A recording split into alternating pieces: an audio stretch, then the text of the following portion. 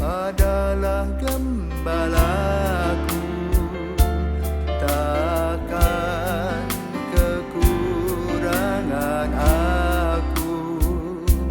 Ia membaringkan aku di padang berumput hijau.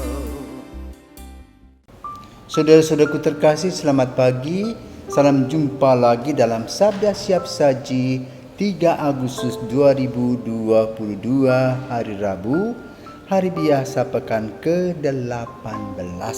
Marilah kita berdoa dalam nama Bapa dan Putra dan Roh Kudus. Amin. Bapa yang penuh kasih, Engkau mencintai semua manusia di bumi ini tanpa kecuali. Hari ini kami membaca kitab suci tentang seorang ibu bukan orang Israel yang datang mohon kepada Yesus dan mendapat tantangan. Namun dengan tantangan itu ia datang dengan seluruh kerendahan hati dan Yesus memberikan kepadanya berkat kesembuhan. Ajarlah kami untuk datang kepada Yesus dengan segala kerendahan hati, agar apa yang kami perlukan dan butuhkan dapat diberikan kepada kami.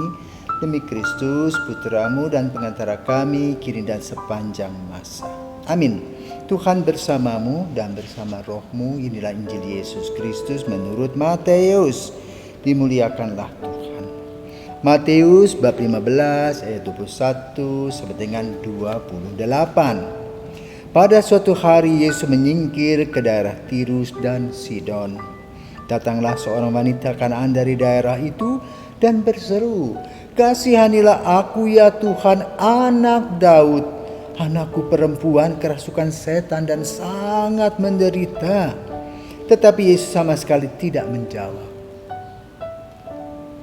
Lalu para murid Yesus datang dan meminta kepadanya, "Suruhlah wanita itu pergi, sebab ia mengikuti kita," sambil berteriak-teriak. Jawab Yesus, "Aku diutus hanya kepada domba-domba umat Israel yang hilang." Tetapi wanita itu mendekat dan menyembah Dia sambil berkata, "Tuhan, tolonglah aku." Yesus menjawab, "Tidak patut mengambil roti yang disediakan bagi anak-anak dan melemparkannya kepada anjing." Kata wanita itu lagi, "Benar Tuhan, tetapi anjing-anjing pun makan remah-remah yang jatuh dari meja tuannya." Bersabdalah Yesus kepadanya, "Hai ibu, sungguh besar imanmu, terjadilah bagimu seperti yang kau kehendaki." Dan seketika itu juga anaknya sembuh. Demikianlah sabda Tuhan. Terpujilah Kristus. Saudaraku terkasih, dalam kehidupan manusia kadang-kadang ada hal-hal yang tidak beres disembunyikan, bahkan menghilangkan nyawa orang. Nyawa orang seperti seekor ayam yang disembelih begitu saja, tanpa prosedur A, B, C. Tebang pilih terjadi dalam kehidupan.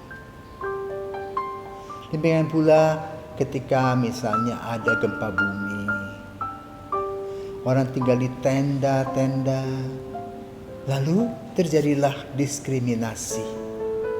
Yang ini diberi, yang itu tidak. Tebang pilih. Hari ini kita juga mendengar peristiwa tebang pilih pada zaman Yesus. Kenapa? Goal dan tujuan Yesus hanya untuk orang-orang Israel yang dipilih Tuhan. Tetapi yang hilang, yang dikatakan sebagai anak domba yang hilang. Namun di tengah-tengah kehidupan itu ada pula kelompok lainnya, di mana pada Injil pada hari ini seorang ibu yang anaknya kerasukan, dan dia berusaha mati-matian agar anaknya sembuh, dan itu adalah seorang ibu yang baik. Karena seorang wanita setelah dia melahirkan, anaknya adalah segala-galanya. Ketika dia sakit terutama lagi, seluruh pikiran, jiwa, dan raga difokuskan kepada anak yang sakit ini. Lalu diusahakan supaya anak ini sembuh. Wanita yang dalam Injil pada hari ini berusaha. Bayangkan Yesus berjalan dari Sidon dan Tirus, di luar daerah Israel. Dan ibu ini mengejar, berteriak-teriak. Itulah upaya seorang ibu yang seharusnya diacungkan jempol. Tetapi Yesus masih memberi kepadanya cobaan. Tetap dia lolos dari cobaan itu. Kenapa? Karena dia memaksa, minta pokoknya anaknya harus sembuh. Dan ia datang kepada Yesus. Yesus paham dan mengerti tentang apa yang ada dalam hati ibu ini. Sehingga ujian demi ujian, hambatan demi hambatan dia langgar.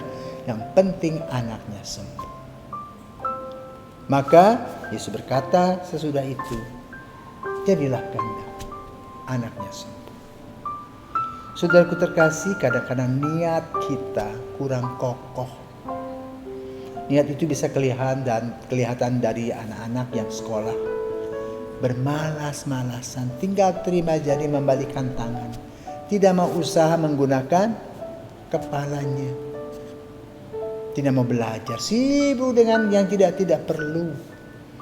Pengen tahu berita ini, pokoknya seperti seolah-olah menjadi newspaper. Seperti koran. Itulah kebanggaan bisa menerangkan kepada teman begini. Tetapi yang perlu dipelajari itu yang dilupakan. Maka niat ini harus kuat. Karena apa? Tantangannya banyak. Sama seperti sebuah pohon yang ada di tempat angin keras. Apa yang terjadi dengan pohon itu? Akarnya terus semakin mendalam untuk mengikat supaya pohon itu tidak roboh. Maka niat manusia pun sama.